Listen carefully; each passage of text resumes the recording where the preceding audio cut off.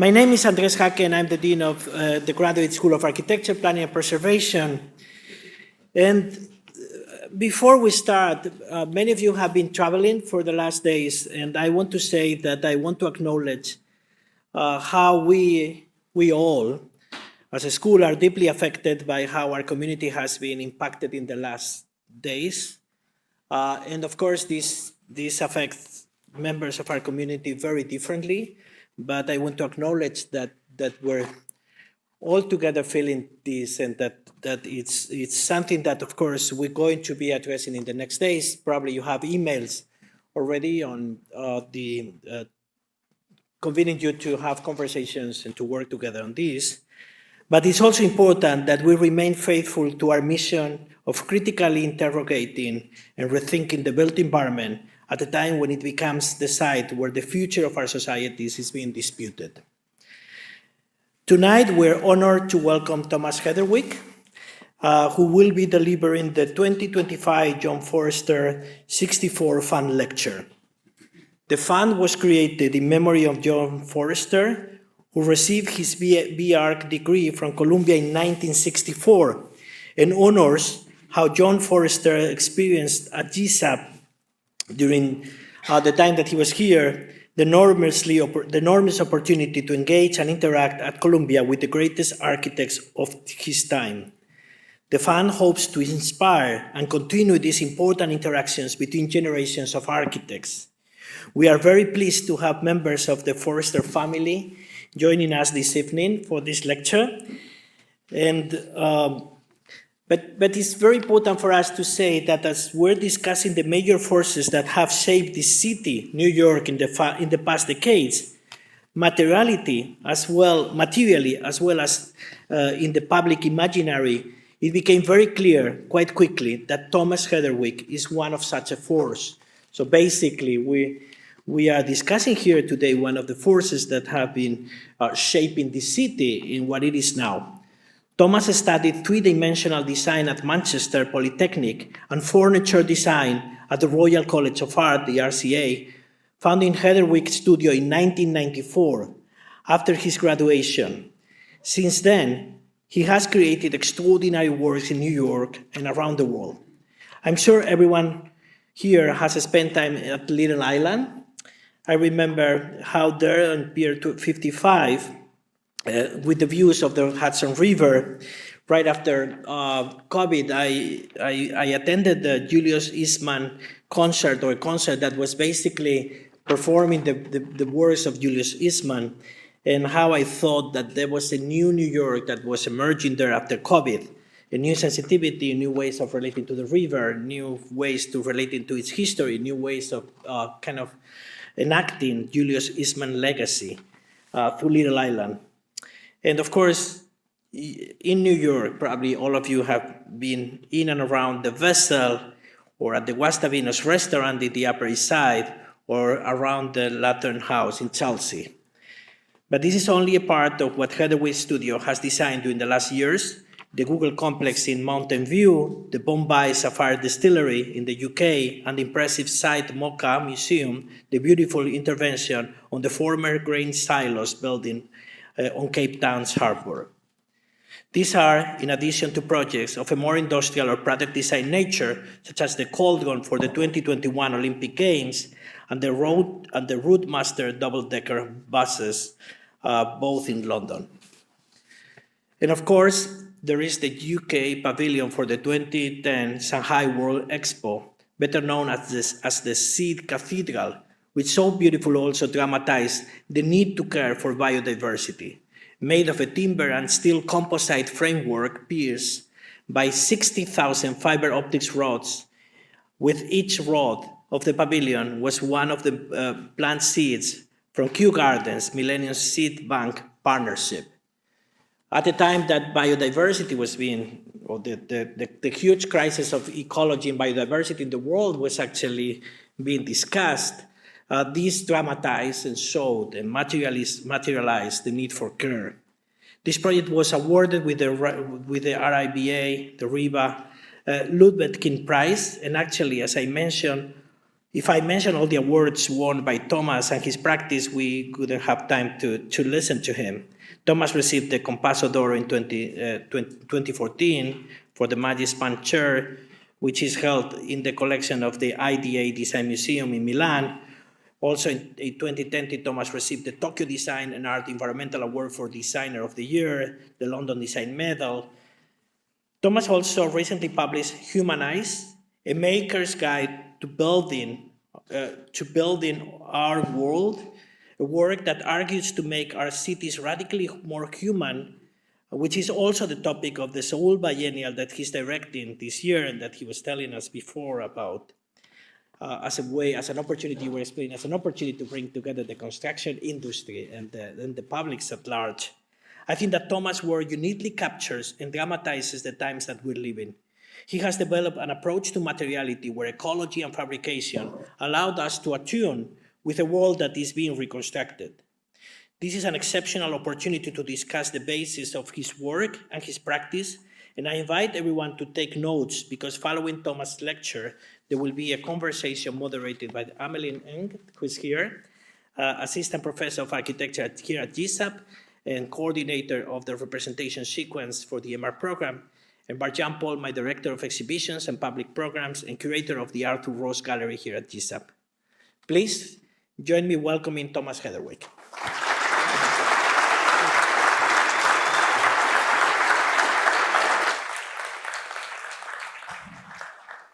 Hello, everybody. It's an amazing honor to have the chance to speak where there's so many students here. And it was also really exciting to hear that there are not just students of architecture, but also people studying to be property developers as well on same courses, which is incredible. And I guess normally in lectures, somebody like me comes along and says, here's my work. And I'm going to do that. But before I do, I'd like to talk about this is too good an opportunity, really, having so many people who are in the formative stages, which is such precious time, to talk about the sort of bigger issue that I think we've become clearer in my studio, in my team, about the actual problem to solve. And we find, our job is to be incredibly positive, but actually what really motivates us is problems. We've had a really big problem, and it feels that no one person's work is going to solve that. And I learned how incredibly uninfluential people's work actually is. When I was 13, I went to see this new city that was being built in the United Kingdom called Milton Keynes. And they were building, there was an exhibition, which was the Houses of the Future. And it was exciting to see an architecture exhibition that wasn't drawings and talking and loads of writing, but it was buildings and full-size buildings. And there were about 10 buildings in a very muddy field because they hadn't built the rest of the city yet. But these were houses of the future. And one of them was this incredible pyramid house that was harvesting the energy from the sun and very well insulated. And there was another one I remember with this curved wall. These houses stuck in my mind as you went inside them, looked at them. And about 25 years later, my studio was appointed lead artist for Milton Keynes. And I remember thinking, where's that pyramid house? And so we went off driving to try and find the pyramid house and eventually found it. And there were these machine-gunned, terrible houses going, pyramid house. And you could see everyone had just ignored it and just carried on as usual. And I've noticed that actually we come up with a million excuses for why someone else, well, they had a different budget, or, well, that was a different time, well, there was a different city planner, or we come up with all of these excuses for mediocrity. And so I suppose I thought I just wanted to start about what is that bigger thing. And that's a catastrophe that's happened over the last century. And when you speak to ordinary people about new developments, almost everybody says, even if they're kind of cool, they'll still say words like characterless and sterile. So we've had this epidemic of characterlessness everywhere, cities across the world. And so what happened? And that led to, I'm not a writer, so it's the most excruciating thing to write, but writing is a great forcer and forced some research and thinking that has moved me and my team to a different place in working on this book called Humanize. And so I wanted to talk about that before showing some of the studio's projects. And really, it's to talk about public life and our duty as people who may have the chance to influence the world around us. So much time is spent in the construction industry and in universities talking about insides of buildings. And I think it's really important to get a sense of proportion that in general new buildings, and Jane Jacobs, the famous urbanist, sort of talks about this, about most new buildings, most people will never go inside those new buildings. Most people are outside. Only very lucky, any new building will have cost so much to build that probably it'll be wealthy people inside it or highly paid employees if there's a brand new building. So it feels like we've not thought enough about the thousands of times more people who are outside, who may never work or live in most new buildings. What's the impact? And my experience is that we don't spend enough time putting ourselves in other people's shoes. There's so much emphasis on what is my concept, what is my vision, what's my diagram, my program. And my experience is most new buildings are pretty good. The ceiling's pretty good. There's a pretty decent lobby. It's pretty good daylight, pretty good fresh air. But this epidemic of characterlessness is there in almost every new building. And it can't just be opera houses and art museums that have a story to them.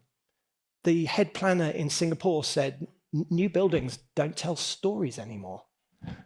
So how do you, as people in the construction industry, how do we put ourselves in other people's shoes to understand what we're making, how it makes someone feel who has never come to lectures like this and all the amazing learning that's happened? But we too often are designing buildings for the echo chamber, which is ourselves again and again and again.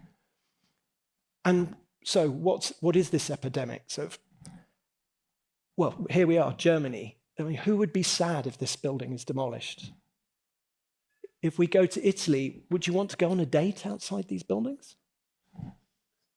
Would the person in Singapore, would the person who designed these buildings want to live in them themselves? So you're probably groaning, and anyone who's a tutor is going, oh no, he's going to talk about beauty. I'm not here to talk about beauty. Actually, that's not what I want to talk about. Because when people talk about, beauty is very subjective, it's a brilliant get out for actually thinking about how people feel. And it makes you feel like you're talking about this, like how beautiful or not beautiful is what I do. Actually, what I'm talking about is down here, is how do we do not totally rubbish public experience. So actually the key word is boring. And you can say boring is subjective, but I think it's less subjective than beautiful and beauty as a word. So, yeah, I've written a book about boringness.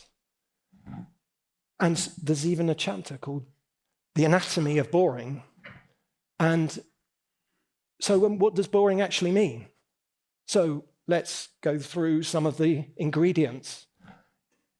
Buildings that are too flat, too plain, too straight, too shiny, too monotonous, too anonymous, and too serious. Now, sometimes serious is absolutely right for a building. Sometimes shiny is absolutely what something needs to be. Or straightness is perfect.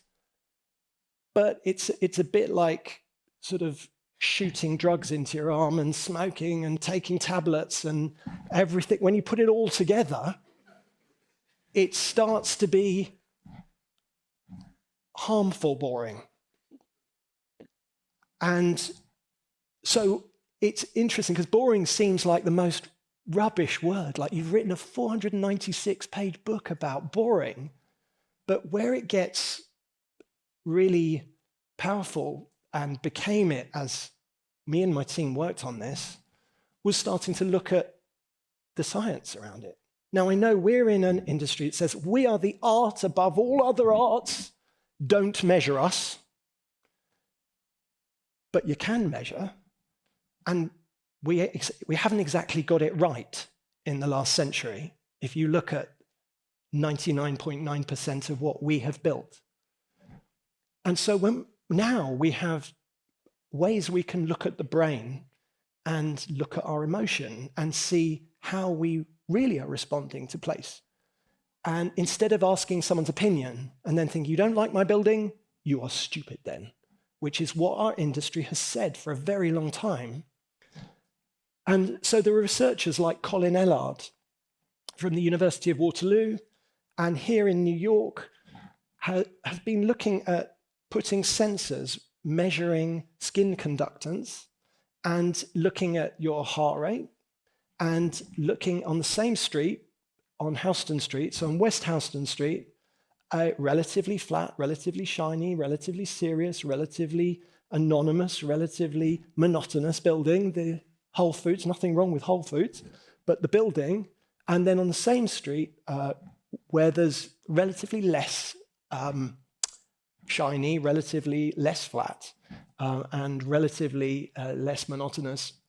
And what was interesting in the research that was done was seeing that people's hormone level of stress, the cortisol level, spiked when they were put to stand in front of this building for 5 minutes looking at it, compared to being in front of that for 5 minutes looking at it. And that research has been now carried on in London, carried on in Toronto, and the results are really clear. So it's not asking your opinion, do you like this building? Not interested in what your opinion is. It's just what's your body doing when your body is in front of buildings like this. Now, at this point, you might be thinking, are you trying to say buildings should be nicer? Is that your big thing? Well, we've got our dirty secret. And so you can say, well, even if you don't care about niceness, you probably all do care or should care about the environment emergency that we have that's emerging around us. And it might seem, well, what's niceness got to do with that? And our dirty secret is about demolition. And in the UK, the average age of a commercial building is 40 years. So if I was a commercial building, I would have been killed 15 years ago. No. If I was a commercial building in Seoul, I would have been killed 25 years ago. I think in the 1980s in Tokyo, if I was a commercial building, I would have been killed 35 years ago. And so how do you make buildings that people might want to repair or adjust or adapt, rather than buildings where someone who isn't in this room, who can't have come to the lecture because they're the nephew of the daughter of the contractor of the cinema ticket person who sold you the thing, someone you will never know. How can you design that somebody might care? Doesn't mean they have to think it's beautiful, but just care enough to say, well, let's maybe not demolish it. So however much you can say, and by the way, all the new buildings that you see win awards. They're all award-winning, but who are the awards from? From our echo chamber. So the thing that is so powerful here, and the real dirty secret is here, which is the amount of greenhouse gases that are emitted from our construction industry. So there is a public conversation around the greenhouse gases emitted from the aviation industry. We talk about that. And people in families will say, well, maybe we shouldn't fly this summer on holiday, maybe we should stay, maybe we'll stay more local to where we are. But the construction industry, the impact of the demolition and rebuilding is massive. It's 5 times the greenhouse gas emissions of the aviation industry. And the US, you demolish 1 billion square foot of buildings every year, which is the equivalent, just to rebuild them with no less dull buildings. That's half of Washington, DC. And so here we've got, it takes 4 kilograms of carbon to make a Big Mac. And it takes 250 tons of carbon to put a rocket into space. And to build a British skyscraper, which you know is not necessarily the tallest skyscraper in the world, but it's a commercial building, it takes 92,000 tons of carbon. So this is a spread from the book. So I don't know if you can see what I've written here. So this is the amount of carbon. It's the equivalent of 23 million Big Macs to make that building with an average age of 40 years. So that line would smash through that wall, smash through the next wall, and probably hit the next building because it's 30 foot longer at the scale of the book, this big, than the book. And it's our dirty secret because the society doesn't talk about it.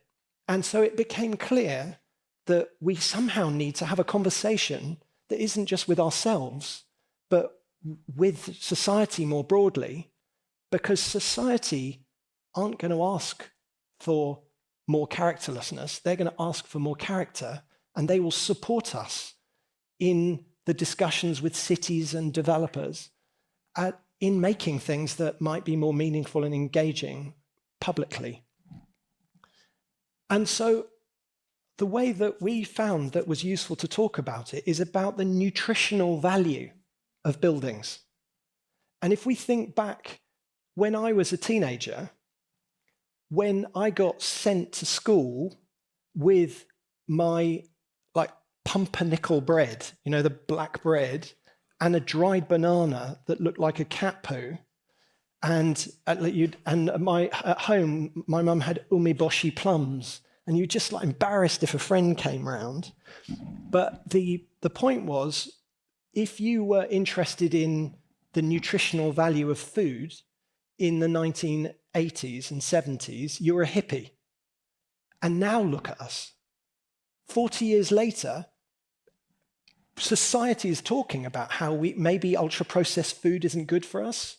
And so many people are there having higher nutritional value of bread, higher nutritional value of what they drink and the world around us. But we're still stuck with a kind of ultra-processed loop because society doesn't talk about it. And things change when society talks about it, but it takes decades. So the book was very much, and campaign is very much something that is about public conversation. And so in our industry, we talk about the green premium, about how it costs a little bit more to make a building that is sustainable. But I don't know about you, I've been to many conferences and sat there while someone is talking about the phenomenal environmental performance of their building, and you're just looking at the building and just looking at a kind of characterless, storyless, dead building, but it's kind of amazing because all these things, and you're just thinking, who's going to care about that building actually? So we need actually a human premium. It's not a green premium unless people care enough that they might want to keep it and maintain it and repair it and fix it in years to come. And another aspect to that really is we talk about form following function. And for many years, I would have people and they would say, oh, Thomas, I do functional things and you do, your sort of artistic-y things.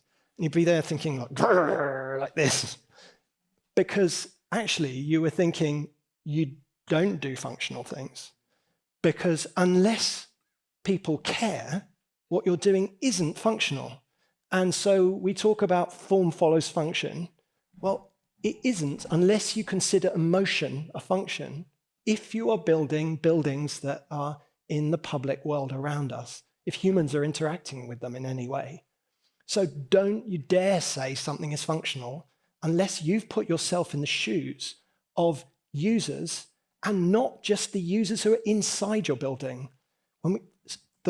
Our buildings are the walls of public life, and the walls of public life have been neglected. And so how can we not have 40-year thinking, but try to have multi-century thinking? And that takes a lot of using your imagination to imagine how others might feel, and looking back at what we cherish now, what have people cherished, and just trying to come up with how could you imagine someone still cherishing what's done, and whether what you do can give joy.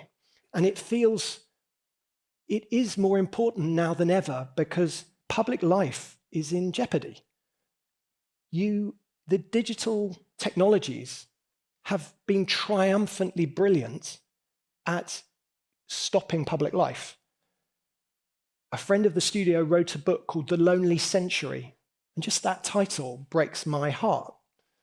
And the triumph has been making you stay at home to do your shopping, staying at home to watch things that you want to watch, staying at home for work. You can even stay in bed and get a PhD, apparently. And so actually we get more isolated and separated, but the scary bit is our streets were designed for life being on them. And when you only need a quarter of the shops, as Jane Jacobs speaks about, streets become scary when you don't have people. You're safer with lots of people than not lots of people. So the shops automatically made many streets interesting, despite often non-engaging buildings. But now more than ever, we need to find new functions, and we also need the buildings to be givers to public life. How many lobbies, giant lobbies, can we take where you look in and think, I don't care about your marble reception desk and artwork over there. This gives nothing to public life.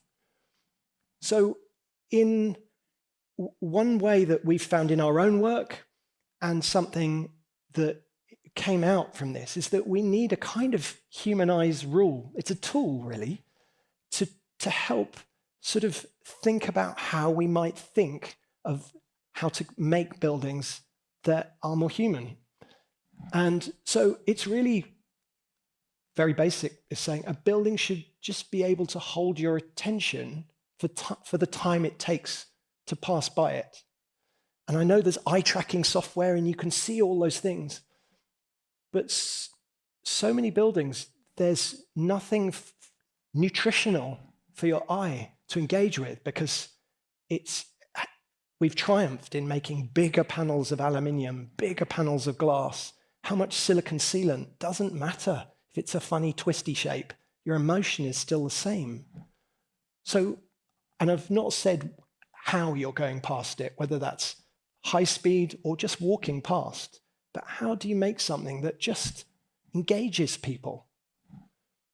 So how we've been seeing this is these three distances. There's one kind of engagingness, which is city distance.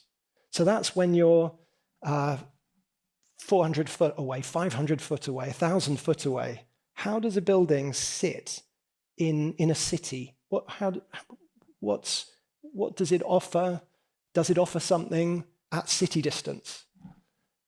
And then as street distance, when you're starting to be maybe 150 foot away, 100 foot away, when you're at the other side of the street? How does a building make you feel? What's your emotion? What engages you? But the cheapest and most impactful is door distance. And it's really interesting, as we've been speaking to planners around the world with this campaign, is that we've been finding most cities, they've got a policy for city distance, complex policies for street distance, but nothing for this door distance. And door distance is the cheapest, and door distance is just a kind of the emotion of the feelings of details and materials when you're closer up. And that's where I think what pushed me really into building design 34 years ago, and why I built my first building when I was an undergraduate, is because it felt that there was a making bit, a sensual side, an emotional side that needed to balance the cerebral side, and that the pendulum had swung so cerebral, and we needed to have something that a kind of making sensibility and a material sensibility could offer. And so this is almost like a checklist, but this is the cheapest. And this is not proposing buildings shouldn't be boxes. The Victorians built millions and millions of boxes, but they had human scale door distance details that they could put into their boxes to make them sort of engaging and somehow just kind of connect with people. And so initially this book was just researching for us and our own team, but actually realized that there is this bigger conversation, and the head of the former chief medical officer of the United Kingdom, the reason for this was I spoke at a conferencey thing, and the interviewer said, "What's your dream project?" to me. This was about 12 years ago. And I went, a hospital. And then the following week, I was contacted by the chief medical officer for Great Britain, her team, and said, "Do you want to meet Dame Sally Davis?" And so she came into the studio and we had a meeting. And so it was exciting talking to the person who was looking across all of healthcare in the United Kingdom. And so, but she then said, "Well, I'm not responsible for all the buildings." And I said, "Oh, I thought you were." And she said, no. Our health system is broken down into all these different health trusts. And each one of those health trusts has got some managers who are all there, busy, overwhelmed, under-budgeted. And she said, the only way you'll make change, and the reason I'd said hospital is because often the worst human experiences in health buildings, care homes, and clinics. And so she said, the only way you'll make change is with patient pull. And I sort of didn't understand what she meant, patient pull. And so then what I understood that she meant was that managers and leaders are normally really busy, their heads full. And it's only when the patients sort of go, "Oh, you're building a new cancer care centre. Have you seen the one in Dundee? The one with wood?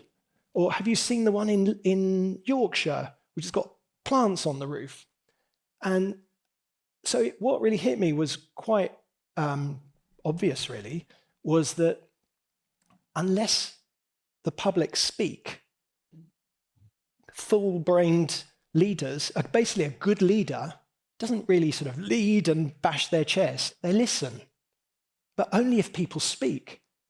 And the level of powerlessness about buildings is massive. Most people walk along the street and think, even quite rich people walk along and they see something and and we've done polling with 2,000 people across the United Kingdom, and 75% of them say buildings affect their mental health.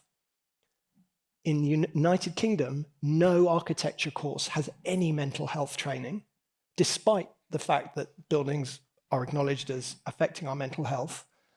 And so it seemed that what was so powerful was that there's this thing everyone felt, but no one said anything because everyone feels powerless. So everyone agreed that there was a big problem, but there was this, when you went to activation, everyone felt, oh, what can I do? What can I do? Everyone feels too small.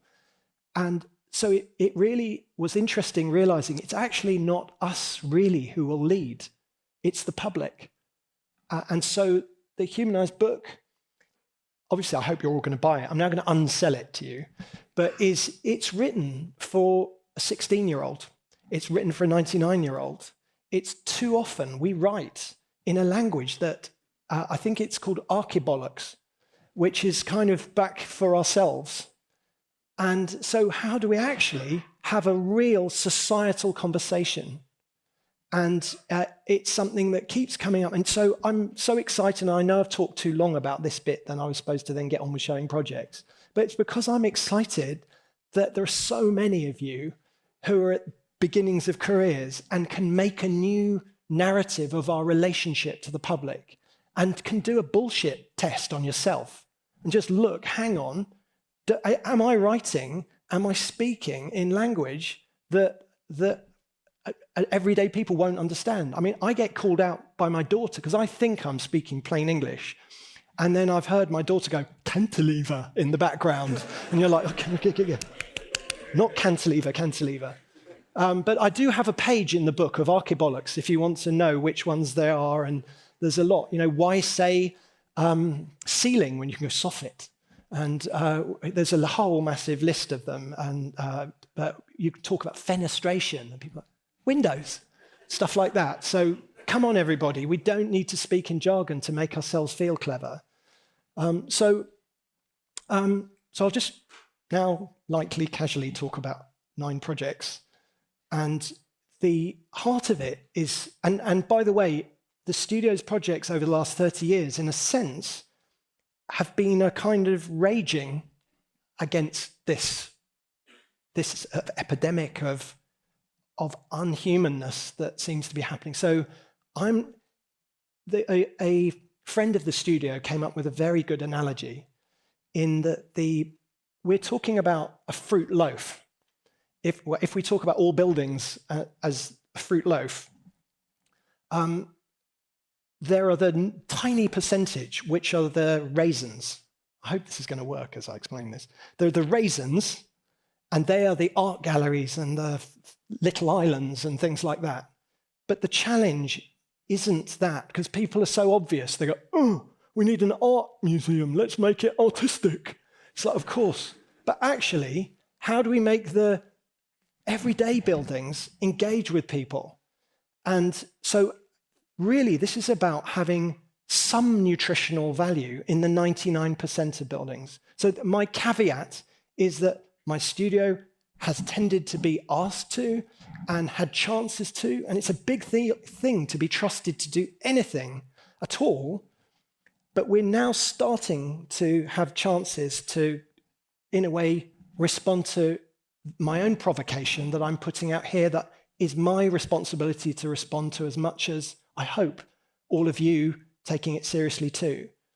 But yeah, in New York here, we were asked to be in a competition for Pier 54, and there was a design that existed already for an interesting shaped curving lump on the side of the West Side Highway near the Standard Hotel and the end of the High Line.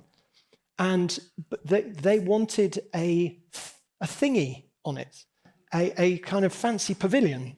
And we'd done a pavilion in Shanghai, and I think some of the commissioners had seen that, and I think they thought, that would be good. Build one of those, and it could be a performance space. And a lot of money was about to be spent on making a bigger lump, making Manhattan bigger, because this needed rebuilding. And it was an interesting shape if you're a bird looking down, but it was pretty flat if you're not a bird.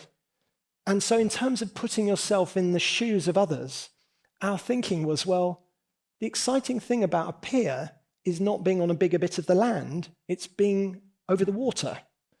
And so we thought, well, don't spend all that money on a fancy thing.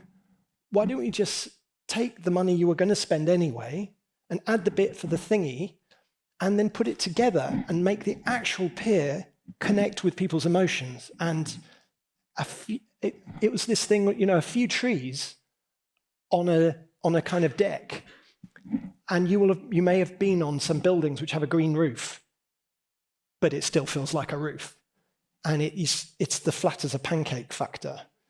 And so we're just thinking, well, if we need to put these piles in the water, and we had fallen in love with the original wooden piles from the phenomenal industrial heritage of the hundreds of piers that used to be all around the city, but the sort of romance of these arms reaching out of the water.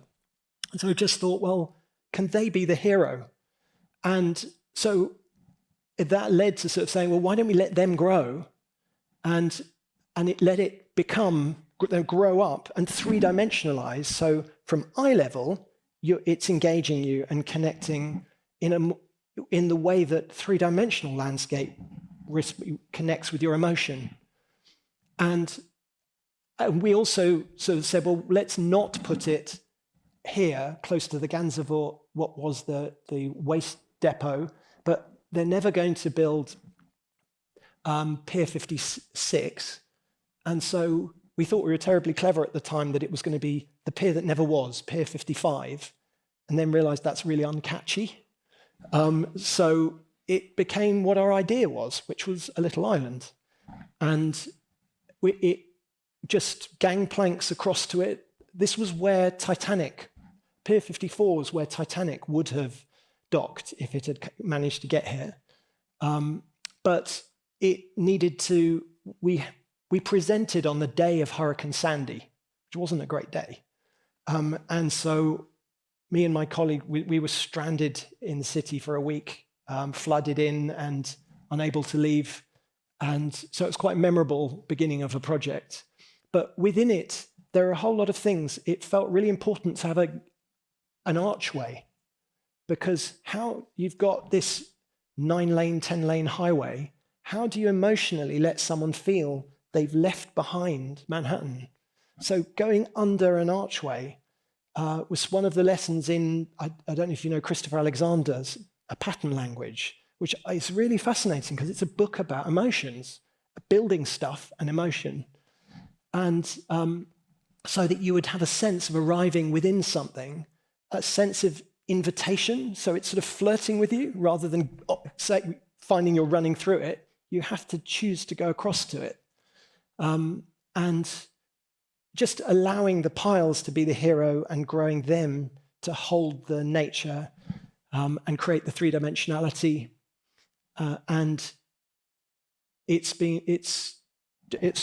was lovely also. New York shifted in this time, and there was a New York that felt just dominated by kind of the billionaires, this kind of feeling of the huge mega wealth and the dominating everything. And by the time the project launched, there was no mega dinner with an exclusive preview for the rich people of New York. And it's unhireable by Gucci or Louis Vuitton, however much you like them. And it just one day, it just opened and people could just come in. And so it's, and the patrons, Barry Diller and Diane von Furstenberg, have agreed to fund the programming on it, almost everything for free for 20 years, which is just phenomenal.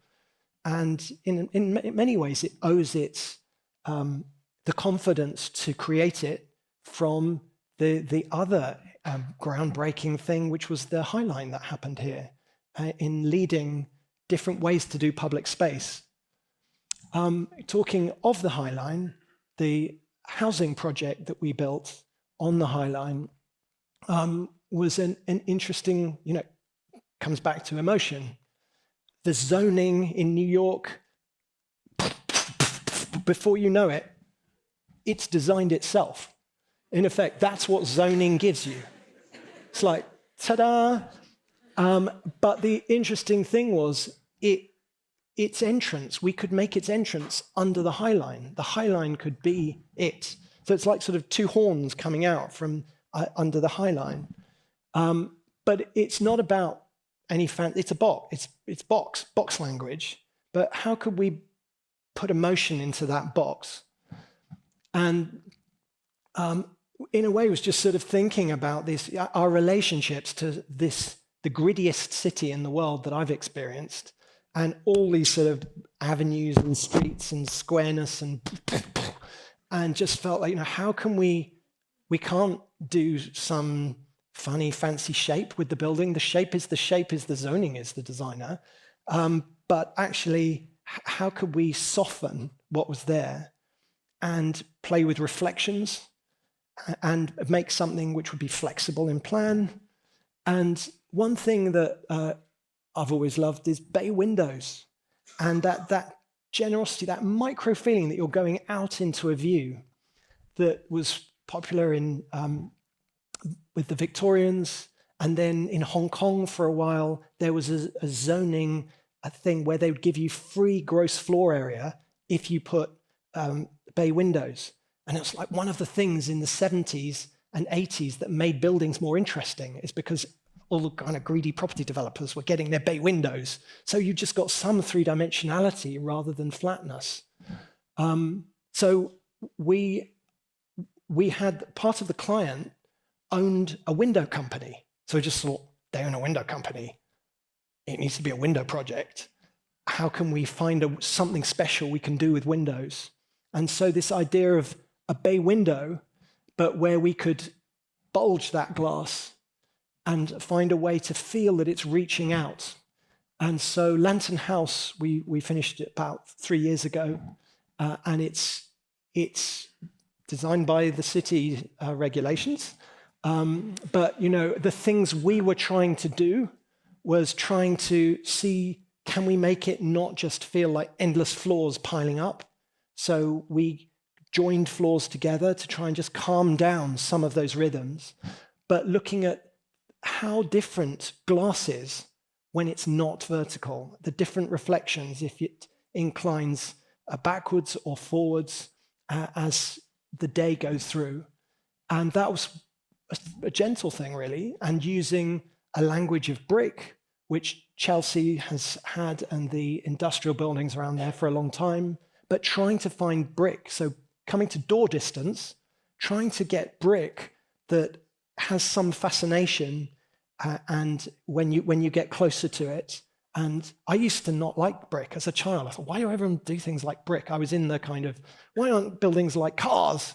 And you think, thank God buildings aren't like cars, because actually there's a repairableness that cars don't have, and cars don't look better, older and dirtier. And so how do you make things that look good dirty?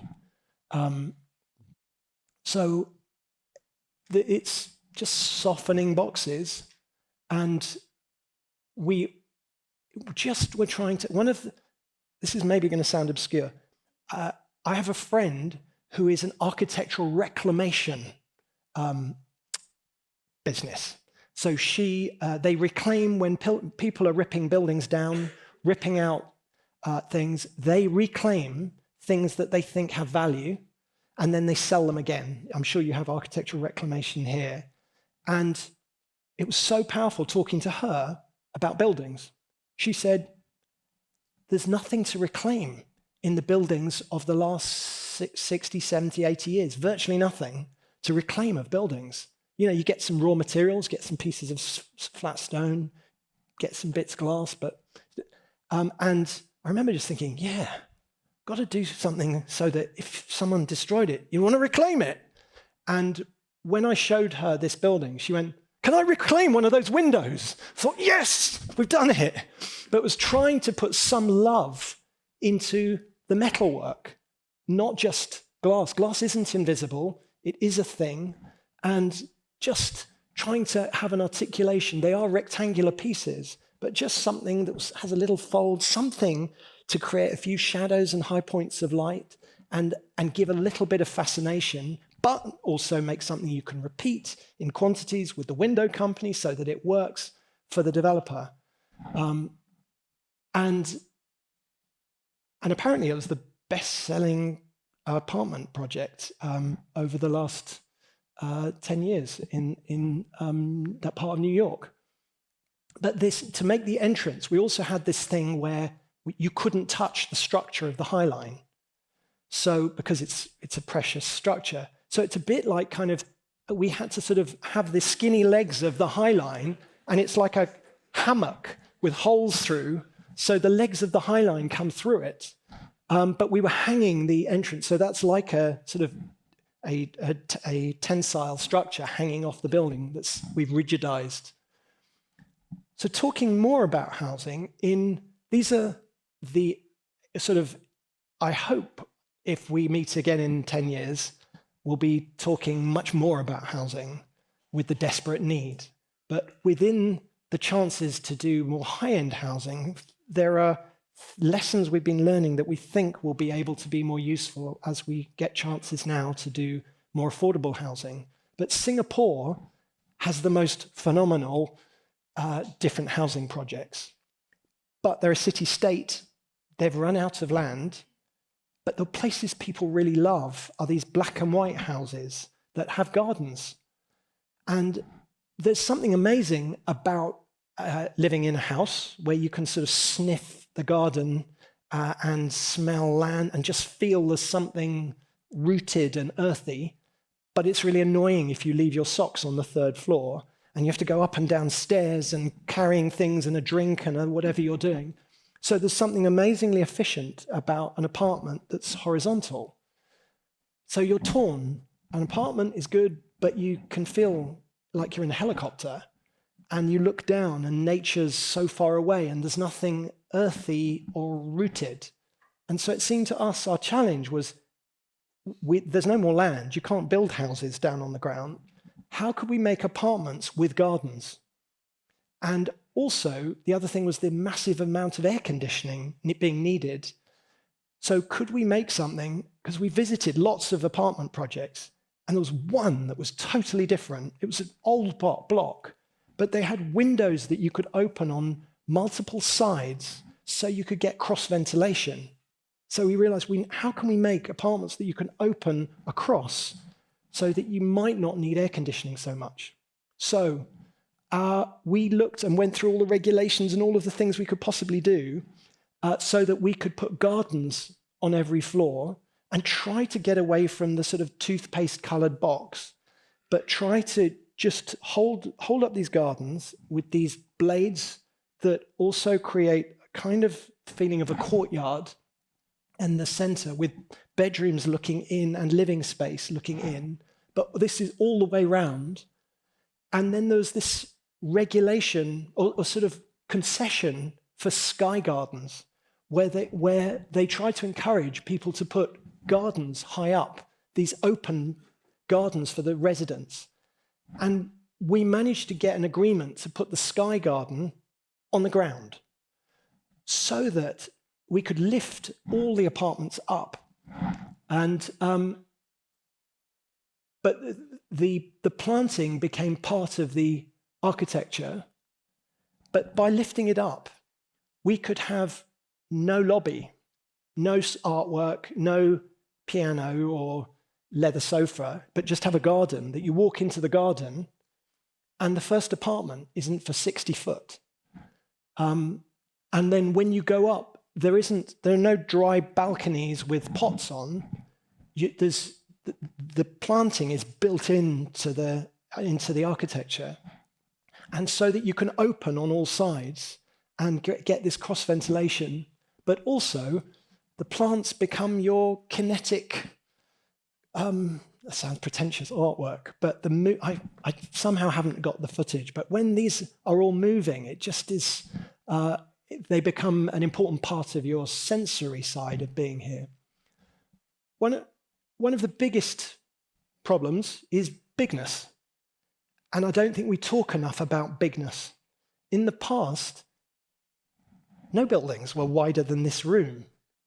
And so that meant that it kind of mattered a lot less what you do in that width, because someone else was going to do something different next to it, and someone else would do something different. But as the development world, as the availability of money and actually cheapness of building has grown, it's made more sense for property developers to buy this site and that site and that site. And so suddenly buildings' bums have got bigger and bigger and bigger. And so when you're walking along, but we haven't got bigger. We're sort of the same size we were 500,000 years ago.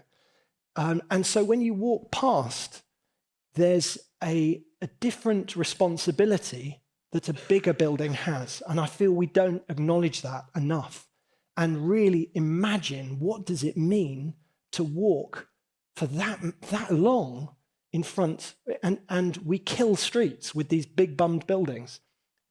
You ask almost anybody when you go to a new city and say, which bit would you like to go to?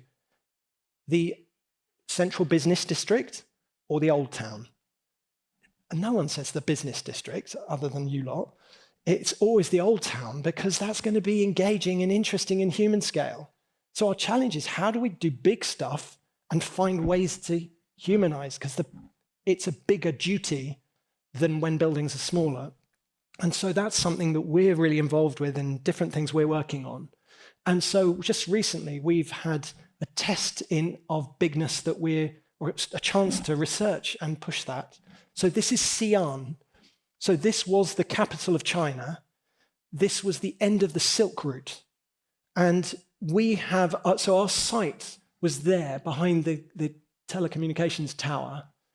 And so we had about 22 acres and nothing old, nothing that you smile lovingly and look at each other about, just the warehouses that had already been cleared away by the time we were involved in the project. So how could we create focus? How could we bring people together? How could we make somewhere that was worth going to rather than staying at home with your gadgets, continuing your PhD while the food is arriving and all the things that by drone or whatever that can happen now so easily? And so we knew that we needed to build 4 towers. That's 4. And we needed to somehow make a place that your emotions might connect you with. It was going to have living space, working space, hotel space, shopping space. And the bit that excited us was just space for people to come together. And so thinking about how could we make that affordable? So ceramic is one thing that is, in the last project I showed you brick, and I showed you the aluminium window frame systems. Here we were thinking, could we use ceramic in some of the pubs in Britain that are 180 years old? The glazed ceramic on the outside of the pubs are in the same condition they were when they were built. And the same with some of the underground stations. And so extrusions are affordable relatively, because these machines can push out these extruded ceramic. But the bit that really got us interested was thinking about glazes. And when you have like a Japanese meal, some of the bowls and plates and things that are there are just, it's infinite. You could look into that bowl, which you wouldn't with a piece of anodized aluminium or glass and silicon sealant, but there's something, people talk about wabi-sabi, or the imperfection that connects with us. And so we did all these experiments to see, could we create large-scale imperfection with glaze? And so could we make kits of these pieces that could go together that would create some of the emotion of, in a brand new place, of variety that without duplicating oldness.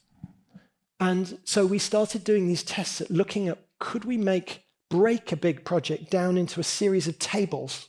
Instead of one monster building, could we break this down and blur where the buildings were and overlap them and create shade and protection, and so that this kit of bits could make this family of pieces. So I'm excited to show you this because this is the first public lecture I've given since we finished this project. So just to give you a context, we had the first conversation on this project just over 4 years ago, and it opened 8 weeks ago. It opened 10 weeks ago, and then so this is it. So there's this series of interlocking tables, and the heart of it is a street that's bringing it together. And we experimented with those three distances: city distance, street distance, door distance. How could we have something that could have a chance of being engaging at those three distances?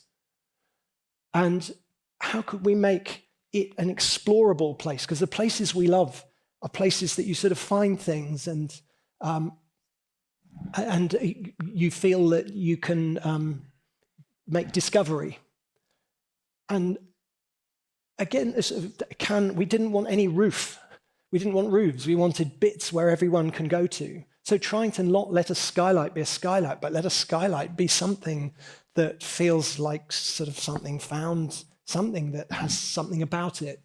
Even though we weren't using curved glass, we're just using flat glass. And so the elephant in the room is the bit that I never thought would happen. So on projects, I don't know how many of you worked on projects, but when you're working on a project, there's the bits that you think, I think we should do this, but you're quietly thinking, never going to happen. It's never going to happen. It's never going to happen. And this was the bit that I thought, it's never going to happen. And so what you're looking at is called the Xi'an tree. And there's a famous ginkgo tree in Xi'an that's 1,500 years old. And it's on a religious site, and so Westerners aren't allowed to go up to it. And so we researched the Silk Route and the different habitats, the biomes on the Silk Route from Europe to Asia. And Xi'an was the capital of China. It was the end of the Silk Route. And so you walk up the gardens of the Silk Route. So it's 5 meters taller than Vessel. And its job is to be a hearth, I would say, a bit like in a room. You know, when a room has a fireplace, the fireplace doesn't have to be on, but it sort of emotionally feels like the room has a direction and some kind of focus, which if you don't, often sort of rooms are a bit aimless. So the job of the tree is we have nothing old on the site. We have no temple, we have no romantic warehouse from the good old days or anything. So we have to sort of try to find a true story that we can embed that helps to give a sort of heart to the project. And you can go on the tree, but from the lower level, you go down to the lower level where there's this colonnade, and you then rise up. And we were just rushing all over China trying to find trees which had stories to them and personality and sculptural qualities. And again, there was a leadership that kind of was really interested in emotion and knew that emotion drives behavior. And so there's just a brilliant client group, an organization called CR Land. And it was a process that was racing, but things like the paving. How could we make paving that breaks down the bigness? And so the ginkgo leaf was useful as a way to develop a sort of unique pattern for the project and a way that we could then use sub-patterns within that and different materials so there could be a sense of discovery as you move around. Again, thinking about your experience of monotony and what different things are about. And because we were working with a ceramics factory, why waste a chance for a lift button that's one rare moment of something you touch. And we learnt in Hong Kong about how when you've got little budget, if you focus on the bits that no one thinks you'll care about, like toilets and something like a lift button, however little your budget, that's a moment. And it's not about scale, but where you can feel love and whether her team has cared. And so this sort of thing of both going from the big to the small to the big to the small is so important. So in the first 6 weeks, 11.5 million people went here. And it's a social, we have no interest in shopping at all. Our passion, this is going out live, isn't it? I think on YouTube, okay, hi clients. But our real interest is cities lost their confidence to build public space after actual failures in the 60s and 70s, things which just went really wrong. And so there are complaints about property developers building public space. But go on then, cities, you do it instead. But shopping is one thing which sounds tacky, and I know that as in our industry, we talk about, real architecture is the art museums and the opera houses. But more people will go to places when they will go potentially many times. And if you can make somewhere that has meaning for people's hearts and utility, personally, I don't care if anyone buys anything or not, because really good places, the side effect is someone might meet their granny there or take their girlfriend there or go on a date there and fine. But we have been cherishing the projects where there's the biggest chance of the biggest amount of people to engage with them. But just to give you a sense of the scale, this is one of those ceramic legs as it's coming down to the ground. We had a chance to collaborate with the firm BIG, who I'm sure many of you know, and we were given the chance 10 years ago to work with the leadership of Google and think about the future of work before we'd had COVID and all of the things like that. And there were so many of these buildings with tutus of tarmac around every building with all the cars everywhere. And the people with terrible daylight at their working spaces. And it was weird having this part of the world, Silicon Valley, that had changed the world. But when you were actually there, it was so underwhelming. You thought, like, where do people come together? What's Silicon Valley? Where is why is that brilliance not manifesting in places for the people who are here making such big steps in technology? So we looked at how we could make workspaces for 4,000 people in one building. So this is in the city of Mountain View, but it's actually sort of in partial countryside, partial townscape. And it allowed us to look at flexibility, but look at how we could integrate sustainable features, but not make them feel like they were stuck on afterwards. And so often you get workspaces or any building, and then you can see someone's gone, need to be sustainable. And then suddenly there's some like post-it notes, there's some solar panels stuck on, and just thought, well, we need to block direct light. So why don't we make every bit of blocking direct light something that generates power? And so we built this series of 4 buildings, and they are the biggest LEED Platinum workspace buildings in the world, and they are capturing the cool in the ground with the biggest use of geothermal piles. They've got the biggest use of solar panels. We developed unique ones like dragon scales or like the fish scales, so that the entire roof was this sort of like a semi-rigid tent, like a Bedouin tent on posts. This is a semi-rigid version, which is also a very efficient way to make very large spans. And We were also trying to bring the edges down and soften how this rigid boxiness that we're so used to experiencing, and just to have some curves in work buildings. There's an emotion connected to that. By the way, if everyone was doing curvy buildings, we'd be the first to do the squarest building. You're always trying to think, what's an antidote to the setting or context that you're working in? What it allowed internally was us to be able to build a village, a little town inside with a flexibility.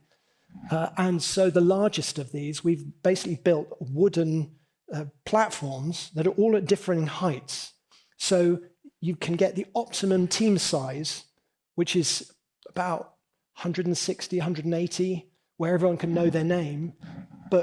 And then you have a step down and a step down. So there's collections of teams, but where everyone has a desk with perfect daylight, but then you put all the secondary spaces, print rooms, staff training rooms, meeting rooms, eating spaces in the lower levels. So the streets that go through underneath. And they're just trying to have something that felt more sympathetic to the Los Altos Mountains around, and something that could feel like landscape and not just building at the same time. So I guess you've gathered what's at the root of the studio's projects. What we prioritize in what we choose to do is publicness, because selfishly that will impact the most people. And it's sort of surprising to us that there are so many incredibly imaginative people making things just for rich people that go to auction houses and go in galleries that a few thousand people see, when there's this urgent need for culture to kind of go back into public life, and buildings are a place that you can put culture back. And we got very good at scraping off, that image of like when someone's being shaved with one of those blades and they're scraping off all the foam. It's like we scraped off the culture and then left these kind of blank, dead faces to the world. So in terms of publicness, this is a project in the center of Tokyo where there's a very interesting property developer who had an interesting way of looking at urbanness and saying, don't build lots of towers all next to each other. Like we have in London, we've got an area called Canary Wharf with a whole load of towers, and we've got the city with a whole load of towers, and saying, well, when you put a whole load of towers together, you get dark streets. So why don't you just do one tower and just make it the tallest in the whole of Japan? And then you've got light coming down, and you can make a human district. So there was a post office building that was no longer needed. We were right next to the Tokyo Tower, so right in the center. So our challenge was we felt our challenge was that there's a bit like New York was and still is a bit, is you don't have many parks. When you do park, you really do park, but you don't have many. And Tokyo is a bit similar. And so we felt if we're going to be making many acres of the center of the city, how can we somehow, yes, meet the building program, but also create green space at the same time? And so thinking, but we've got to make buildings. So pergolas are a structure that's rigid, rectangular, all good, don't worry, it's square. But thought, well, if we could three-dimensionalize that rigid thing so it could work with the car parking grids and all the floors that would work for gallery space, retail space, restaurant space, working space, living space, could we make buildings out of the landscape in a way? So this project opened just a year and 3 months ago, and it's called Azabudai Hills, and it's kind of a network. So we had an idea which allowed us to work with the city, work with all our different collaborating executive architects, to make something that could be buildable. The heart of it is a street, but it's walkable, so you can walk up into and onto the landscape 24 hours a day. And for example, we had 4 religious sites or in and around us. So we've got a shrine here, we've got a big temple that people say it's a cult that's next to us, and a new temple, a new traditional temple being built on our site. And so how could we make something that could be human scale, but also actually have the massive area that we needed? So we had a 50-foot height difference across our site. So it allowed us to play games with sort of tucking a lot of volume into landscape and playing with levels, but so that your public feeling was of something much more human scale. And so you can walk up and into the landscape. Deliberately, there's places to explore, surprise staircases, bits that go over your head, and the furniture, designing everything from the furniture. And this whole net begins at the subway entrance. So when you come out of the subway, this is the beginning of the net that grows into all the buildings. And that was our client, and this was at the opening. And it did feel like someone had super glued citrus onto trees, but they were genuine. We managed to transplant things which were already growing. But the whole thing was, how do you make landscapes and buildings that are more, we are so serious. We design buildings, the atmosphere prevailing in our industry is so ludicrously serious. And we're all children. Speak to people about what they enjoy about places. It's the funny, weird little things.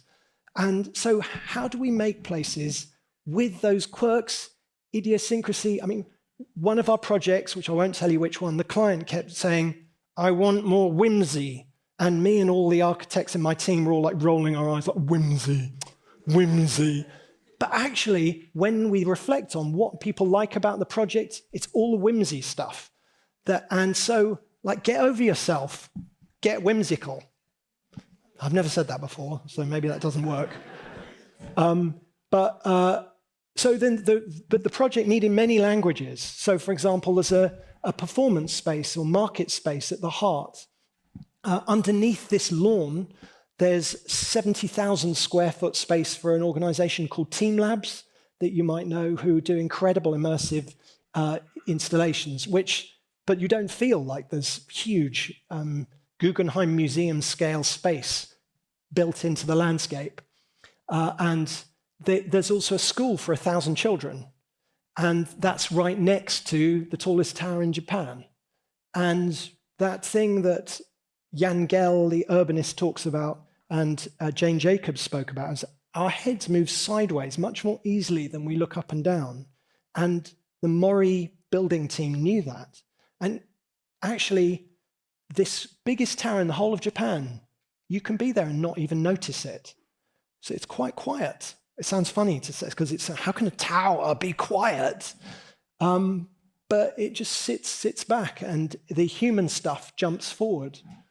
And so, yeah, this school has its sports pitches and playing areas are lifted up, and it opens up into that park in the center that I was showing you earlier. And for example, this was funny when this was published, the design for it in one of the design magazines. I got a call from my mum saying, "That doesn't look very Heatherwick." And I was like, "Mum, the whole idea isn't to have like a singular style. The point is to try and figure out what's the right thing for all the ingredients. And a really interesting place doesn't just do one thing, it has many things. And with this building, we managed to find the factory that had made the tiles that clad the original post office building that was on the site, which is what had unlocked it all. And we managed to get all their rejects, which were really cheap.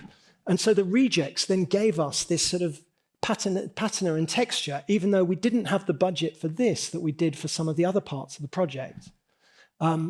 And going back to the rest of the project, I showed you that net. But did you see, within that net, there's a kind of muesli of all the pebbles within it. So we did lots of testing in order to get glass reinforced cement. So in reality, it's 15 millimeters, it's sort of just over half an inch thick, because you have to have major steel structure for the earthquake resistance. But we knew that we needed the emotion of almost like Japanese joinery of these intersecting elements. And we needed something so at door distance, you could be this far away and there'd be something infinite. Like the ceramic in Xi'an has something infinite, even if you get close. What could it give? So now we're talking about shopping, but this is a small shopping project. In London, there's a pair of old warehouse buildings very near our studio in King's Cross. And just to my left is the Eurostar train that goes to Paris. And our studio is about 1,000 yards away from here. And so there were these two buildings that were where there used to be nightclubs and they were used for fashion shows, and it got very run down. It was very seedy for many years and a bit of a sort of scary bit of London. And we were asked to do 2 fancy bridges to connect this and to put shopping into these buildings, restore them up. And, you know, like the massive legacy of so many Victorian buildings, so many developments, that where you're not allowed to knock down the Victorian bit is the best bit. And they weren't even trying. They were the IKEA sheds of 180 years ago. And so it's really interesting is that what is it? Why? What are the materials? Why do those materials, even though they were thrown up at that time, come out better often than the new thing? So we also had learnt a lot about shopping from the world in Hong Kong, where we did a big project. And what was interesting was not the shopping again, but it's human dynamics. And that what's the distance where you can recognize someone's face and be sort of drawn to look more, or if you see something that's engaging, you would look more. And it seemed roughly, it's about sort of 40 foot. There's a reason that most shopping malls are about 40 foot wide. It's because that's a distance that you can see, and you might then think, oh, I'm not that interested in swimming trunks, but I'll go and have a look. So we had the problem that our buildings were double that at the narrowest point, triple that at the widest point. So it was double wrong and triple wrong. And so when they said, could you design, 2 fancy bridges, we knew that that wasn't the answer. The problem was the project didn't have a heart. That was what we needed to do. And actually the bridges, like the gangplanks across to Little Island, they can be quiet. They don't need to, if they shout, they actually stop, it kind of slow you down with flow. But we needed to replace, the roof was burnt out and highly failing, so we needed to replace the whole roof. And in Little London, in the centre of London, 2 floors of retail felt, maybe we could squeeze a third? Is that crazy? In low-rise London. And so we were interested in how you make a sort of centre of gravity. So we argued that we should somehow create a 3rd floor, and that 3rd floor should join the buildings together. But being the massive minimalists that we are, we didn't want to add anything. We didn't want to add a box or add something. And we needed to put a new roof on it anyway. So we wondered whether the ingredients there could do the job for us. So we looked at whether we could take that roof and make the roof come across and kiss each other. And so this is the project we did, and this is my team. And so it made a place, and we felt, the Victorians were so ambitious. And so often, when there's a nice old building, we kind of go, oh, I'm just doing a glass box because, I'm respecting the context. But actually, you're not respecting the context, because the Victorians wouldn't have let you. They were so ambitious. And so they would be like, do something, like rise to what we were doing, because we built millions of warehouses. So I'm channeling my inner Victorian. So our project really was, we found a way to structurally make this work, and we went to the original quarry where 180 years earlier, that slate from Wales in the west of Britain had come from, and we had to have left-handed roofers and right-handed roofers because you couldn't make the roofs into the craft of roofing work unless you had a left-handed as well as a right-handed. And there was a dad and his son who were left and right-handed to do it.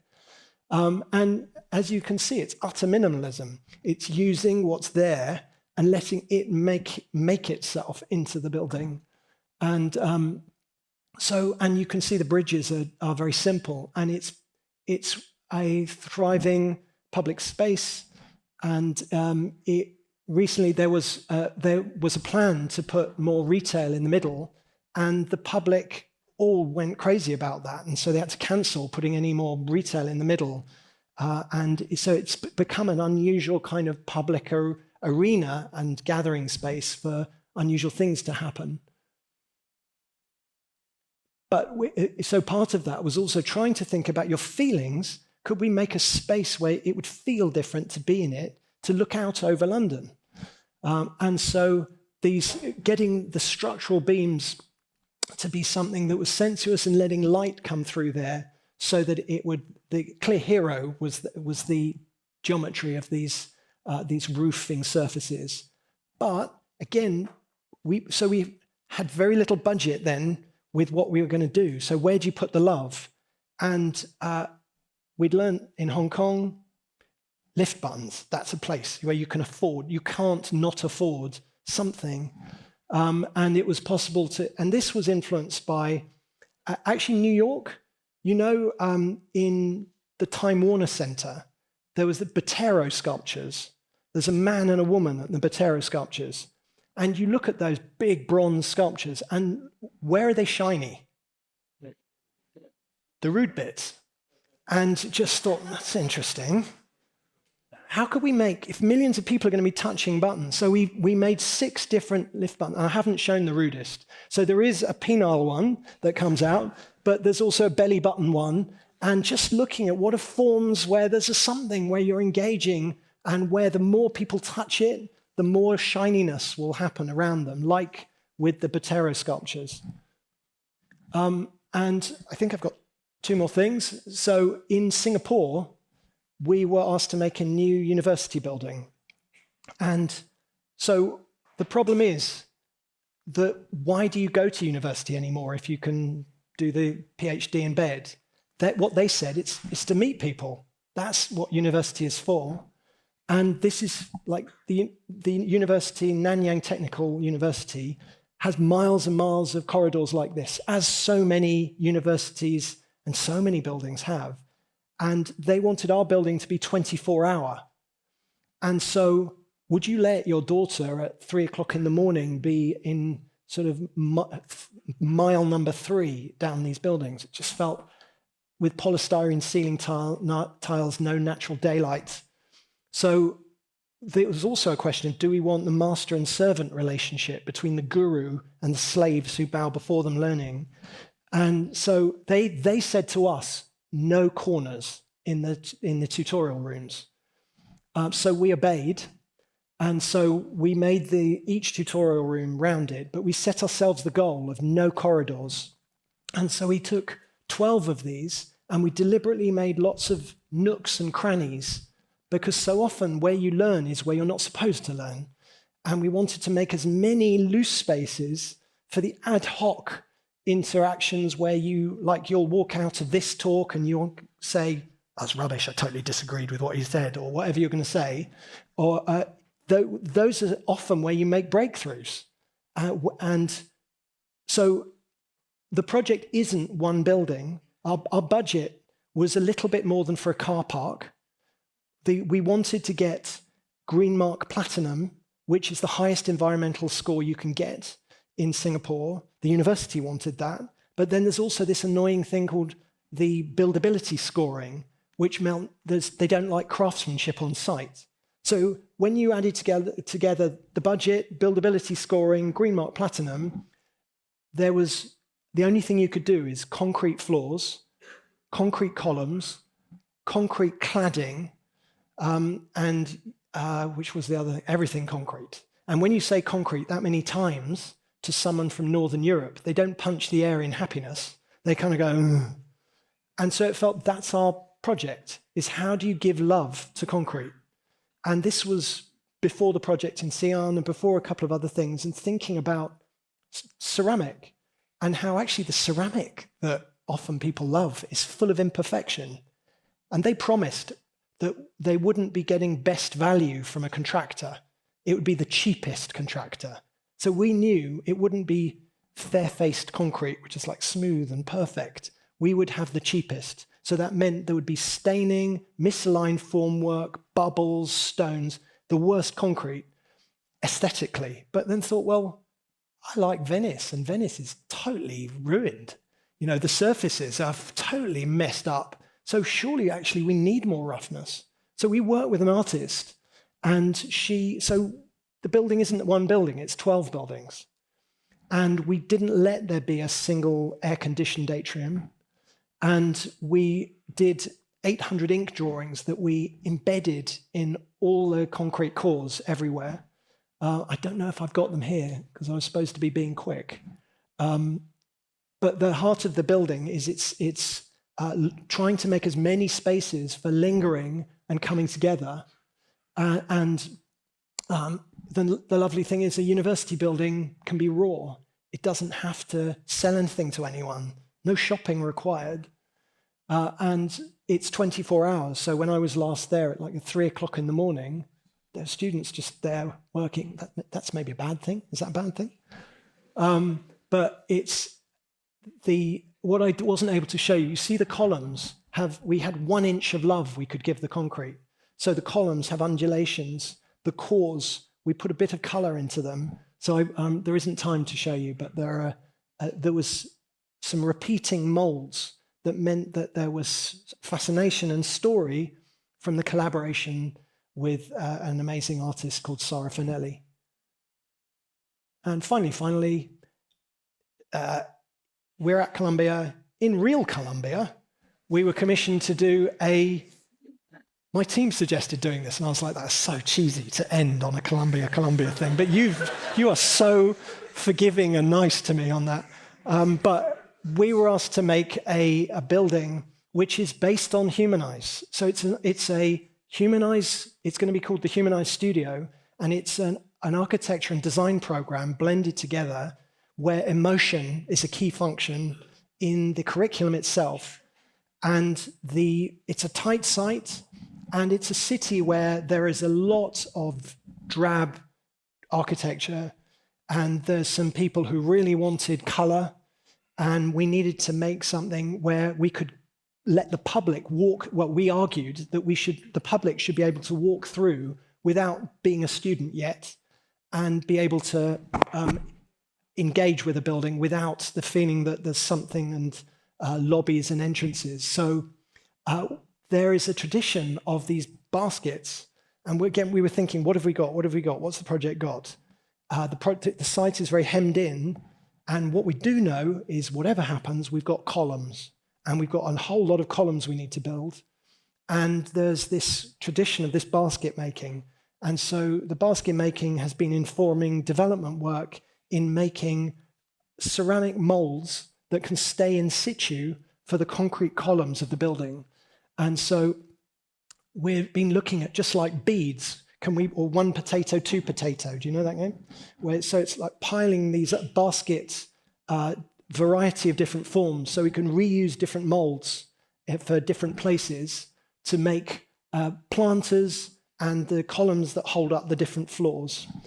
So this is a project that we're doing the detailed drawings now and working with the different people, but to use balconies to create shade. And then there's a public route through the middle. And so trying to design how we can make that route be something that's generous. And we're trying to not be embarrassed to do something that's joyful and do something with color. And so we've got an amazing client group who are so encouraging so positive, we've really grown the brief with. And so we're excited for that to happen. So that's my last slide. Thank you.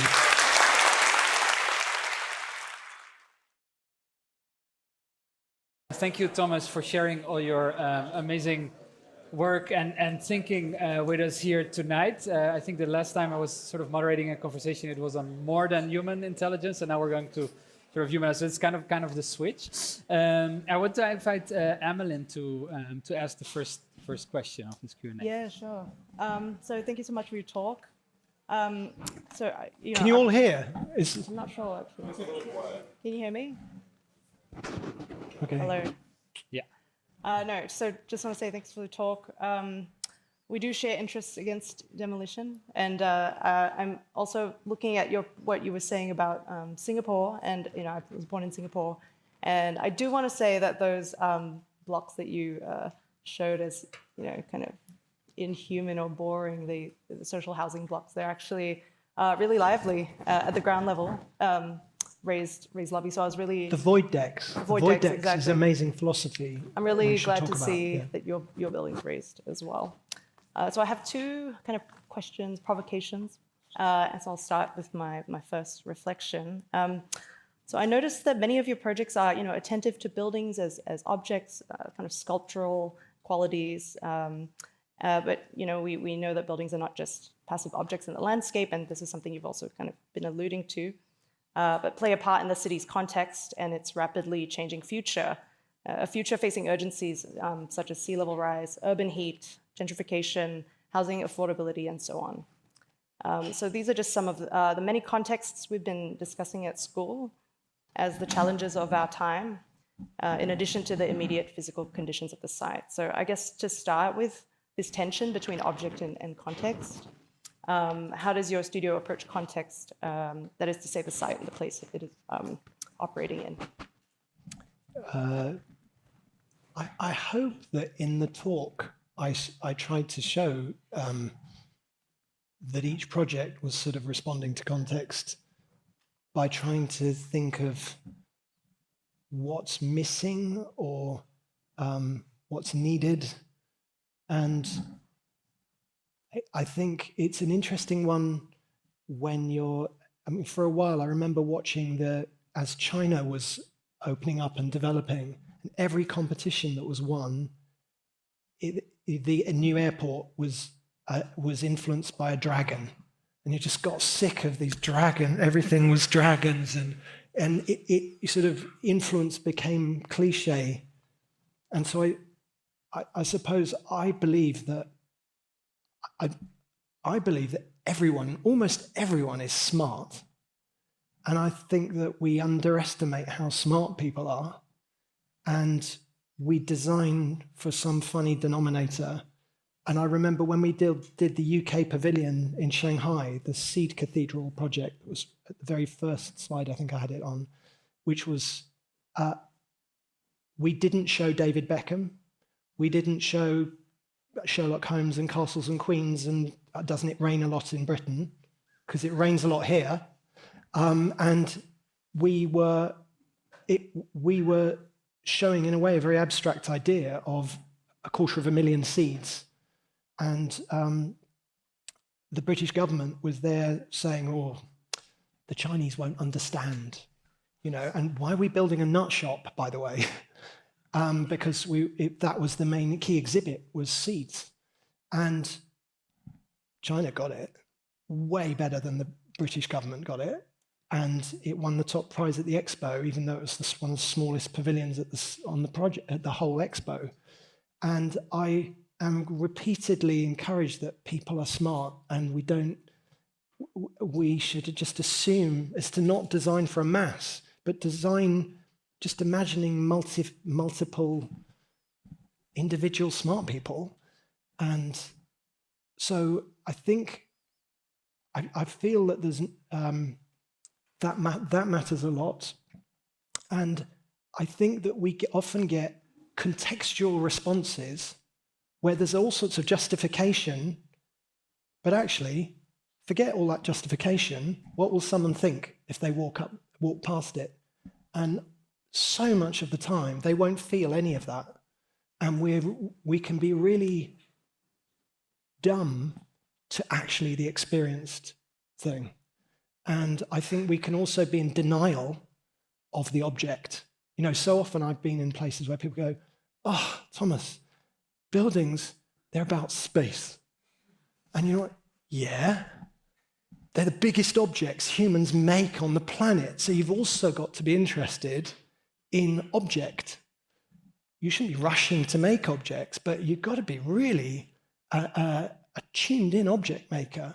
So I think we've been in a bit of a sort of intellectual denial of what we're really doing a lot of the time with our stories to justify contextualization, which aren't actually the experienced context.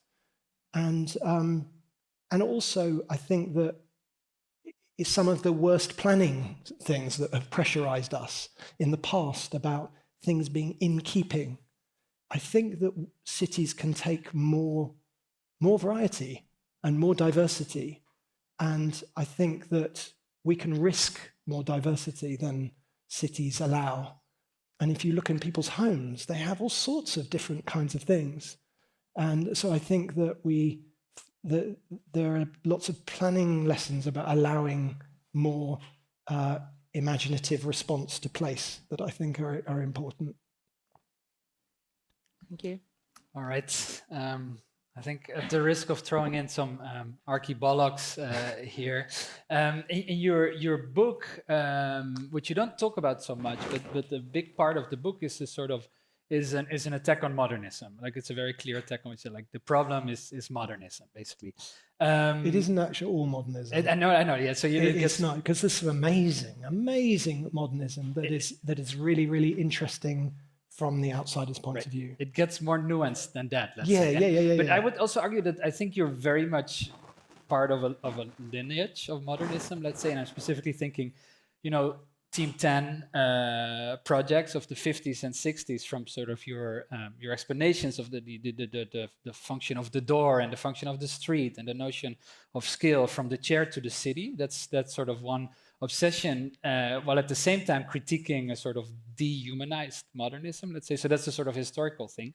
What's lesser known is that they were also very much obsessed with despecialization, let's say. So they thought that, you know, in the after the war, everything had become too specialized. That led to the horrors of the war. We need to despecialize, and everybody, well, you know. So you see the sort of resonances I'm trying to identify here.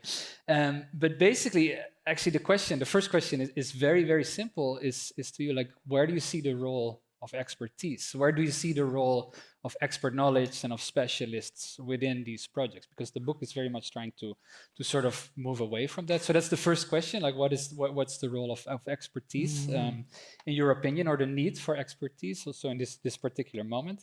And then the second part sort of tied into that is that I think a lot of critiques on modernism historically have also criticized modernism as a social project for various sort of reasons, you know, the attack on sort of public housing, the attack on et cetera, et cetera. So the sort of stigmatization of modernism is also part of the stigmatization of a certain social project. So in addition to the question of where do you see expertise, I was also wondering, what is the social project that is then, you know, now being put forward beyond sort of, I understand the sense of, you know, bringing people together and communities, but I wonder if there's also another layer to that social project. So those two questions. We could talk all night about all that. Yes. I think that it's an incredibly difficult thing to build. How many people in this room have built a building before? Few people. I mean, anyone who's built a building knows how incredibly hard it is to build anything at all. It's really, really hard. To then manage, because I started as a student being very indignant and sort of astonished, and I spent a summer driving my Citroen 2CV car around interviewing builders, architects, educators to try and understand what was going on. And I gave them each a watermelon to try and say thank you. So I had all these heavy watermelons in my weedy car. But what I learned was how hard. I hadn't realized it was that hard. And to then manage to build anything at all, and then to manage to make that be special, have real value, is an immense achievement. So I think that's really important to acknowledge.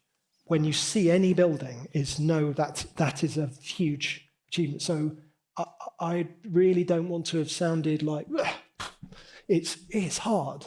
So in a way, if you are really going to be in this, you've got to be like this long-term fighter is the wrong thing. Determined, the determination to just an optimism. And I also met a lot of people who are jaded and hardened.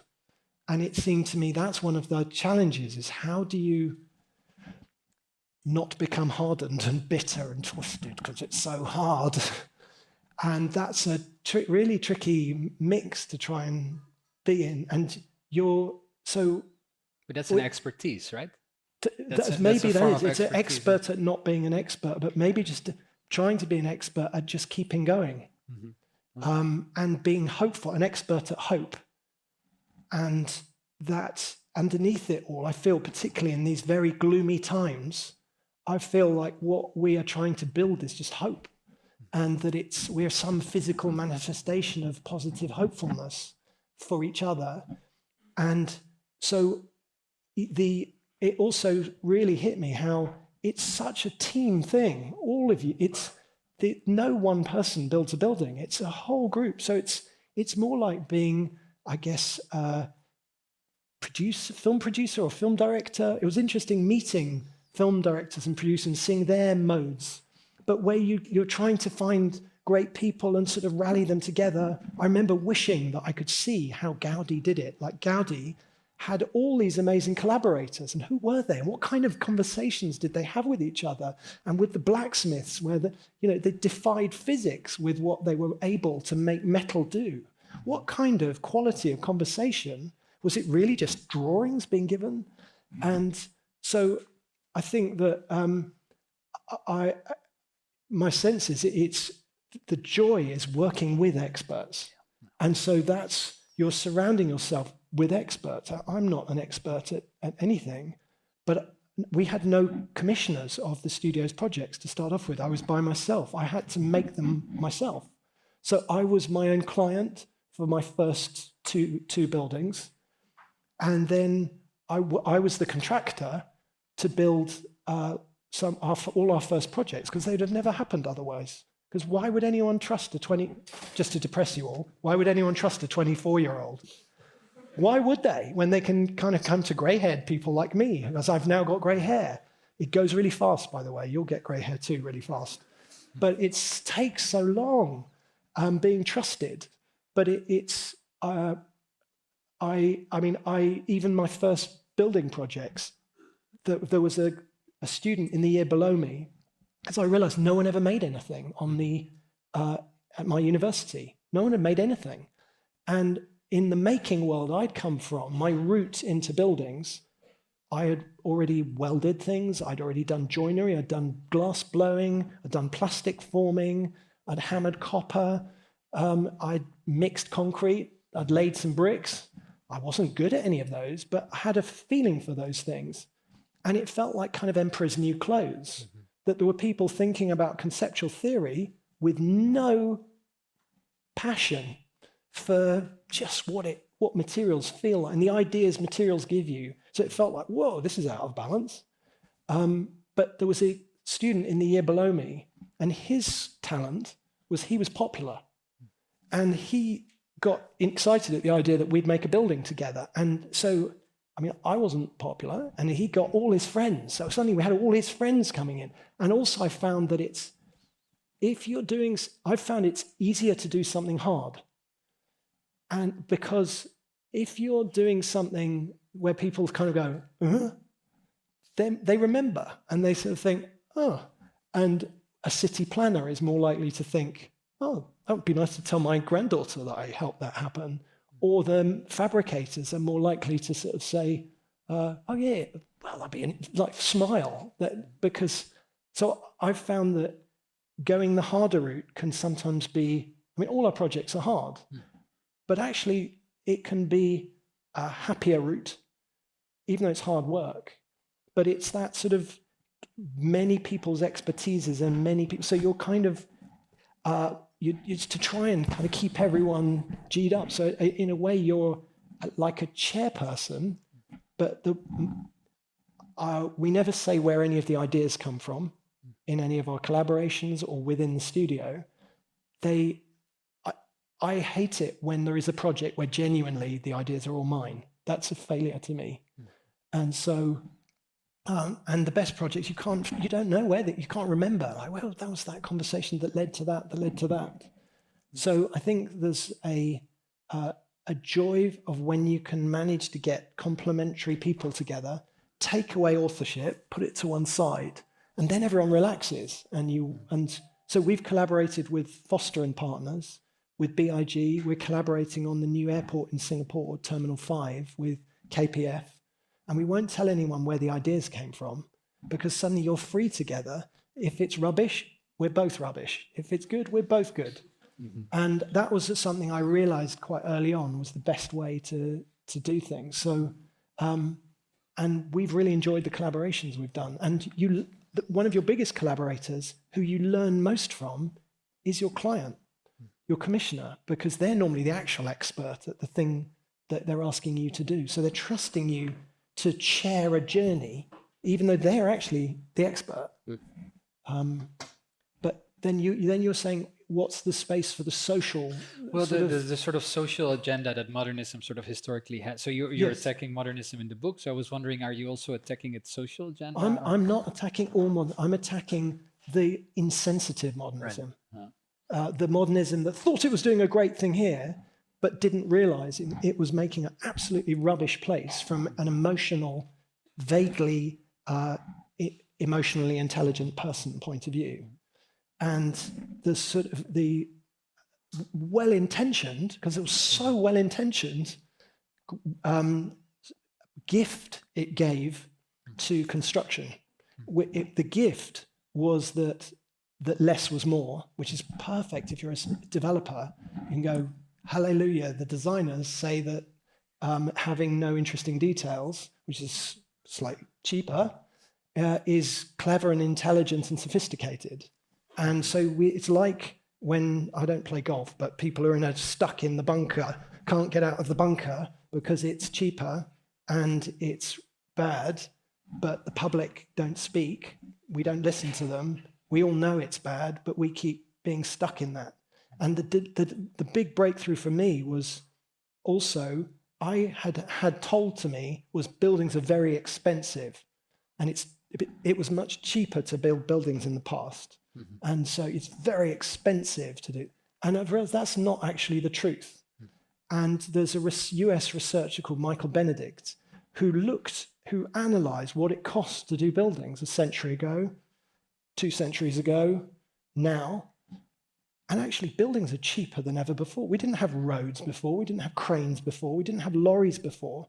Buildings are actually cheaper per square foot for society than ever. That's why we can build so much.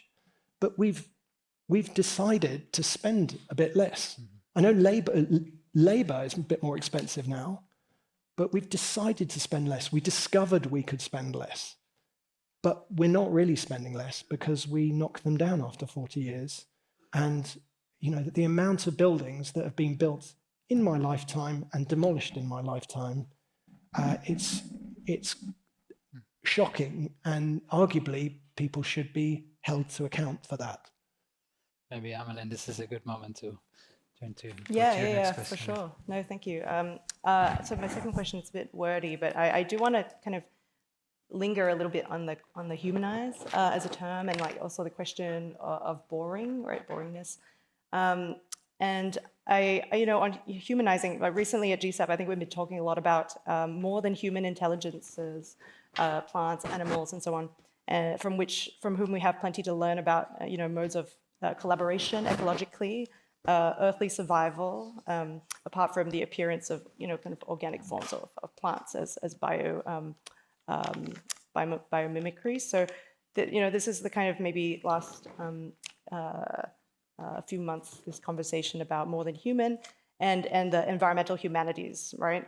So I'm curious about humanize, because I think there's been a lot of discussion about kind of decentering the human, in fact, the human worldview and the anthropocentrism of it. And I'm not just using words that, wordy words, but I think it is kind of an interesting place to think about. And I don't know if you have something there that you, before I go to part B. Yeah.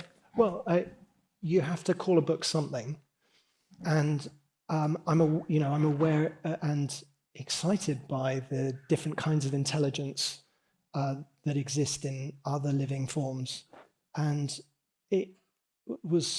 I'm aware that humans are responsible for a huge amount of problems as well. But it felt that the title "Humanize" was a way. It was something that could be understood in a public conversation, and it could be heckled, and I totally appreciate that. And we thought of those kinds of things before calling it that. But the challenge was to try to have something that could be have a sense of imperative, and let's do something, and might be a conversation that could become a public conversation. And I think that was, we had all sorts of trying to summarize everything, and you can never summarize absolutely everything.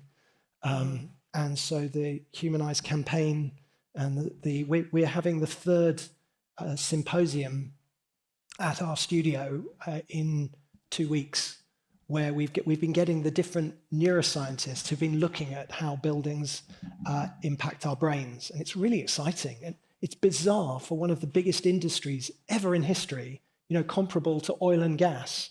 Oil and gas measured to the effectiveness of $1.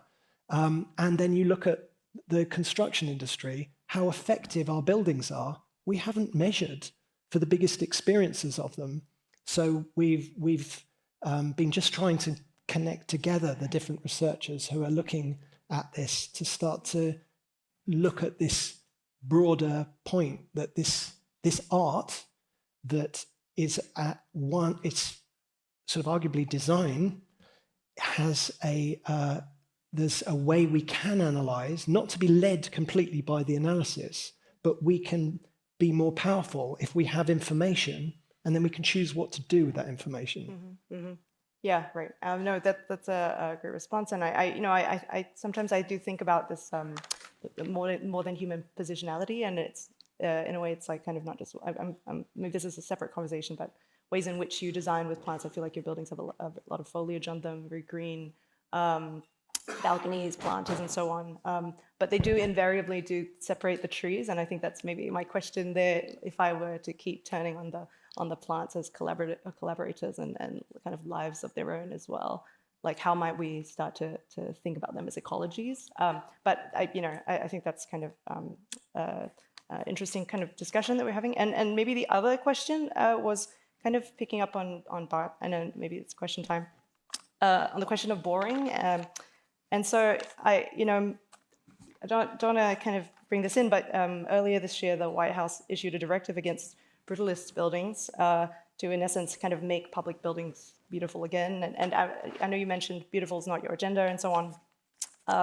But I did want to quote, the kind of what the presidential memo was, which was visually identifiable as civic buildings and respect regional, traditional, classical architectural heritage in order to uplift and beautify public spaces. So it was very wordy for promoting beautiful federal civic architecture. So I mean, I guess maybe my question there, or my thinking there goes that, this is kind of, brutalism is the kind of quote unquote architectural enemy in this case for all their problems, but kind of this idea of beauty as ideological and not just a kind of sense of variety, or there's a lean there in a way. And so I'm curious again that the question of boring, and I do agree with you that you do, to do with glass lobbies, the private ground plane that you're talking about, corporate tower street interfaces. I really subscribe to that. But solely not solely because they're boring, but because they're not publicly accessible, right? They're private developments. People are not allowed in, and in many cases, they are heavily surveilled and policed. Right? So architecturally, maybe like beautiful, spectacular spaces can also, by the same coin, be alienating potentially for those who cannot access those doors that are really, really lovely that you showed all these doors. So I'm like curious also this question of humanizing and humanizing for whom, and that kind of ties into the boring question, boring for whom, and so on. It could, because it quickly spins off into the public don't like new stuff. They only want old stuff. And that's not true.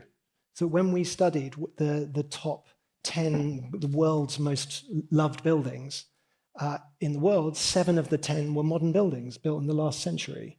And in the UK, I think it's 3 of the top 10 most loved buildings are modern buildings. So I don't think the public just want old buildings. They just, I believe, don't want boring buildings. And we had a good session with the 20th Century Society in the UK, who are there to cherish the 20th century's architecture.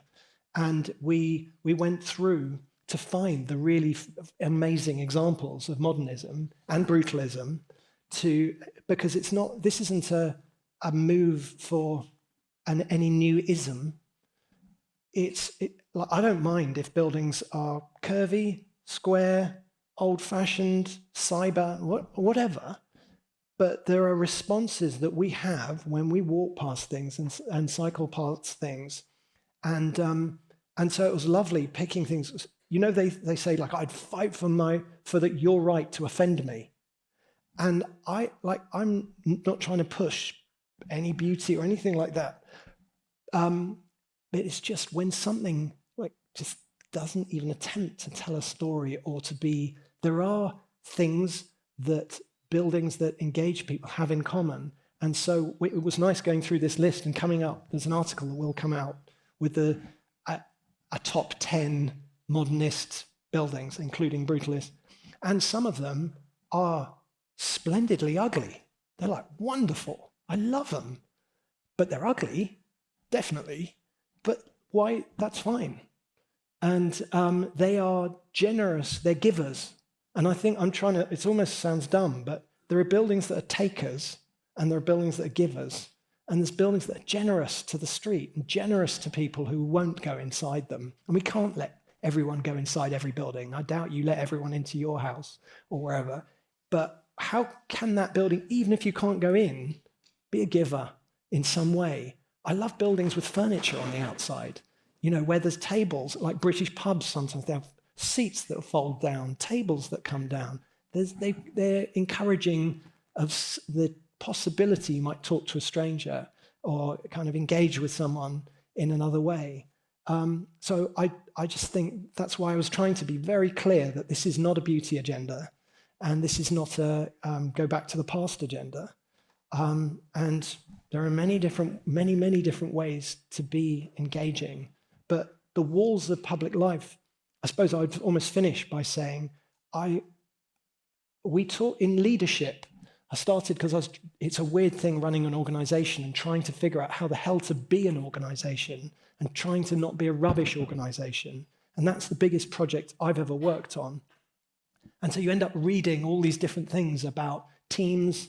And one of the things in there was people talk about servant leadership. And sometimes some of the best commissioners or people I've met, the leaders, are the most sort of humble person in the whole organization that you'll meet. And so this idea of servant leadership, and I don't feel that we talk about servant architectship. This idea that we're in public service. We are public servants. If you are building in the public realm, you are a servant to the public. And I just think that's a kind of mindset shift. We have this prevailing attitude that the public are ignorant, and if they don't like what you do, they're stupid. That's just a bad attitude thing, and we get into it. We go to biennales that are fundamentally us talking to ourselves. We write books about where we're just writing to ourselves, and so somehow we've got to get out of that and sort of live with and take real responsibility.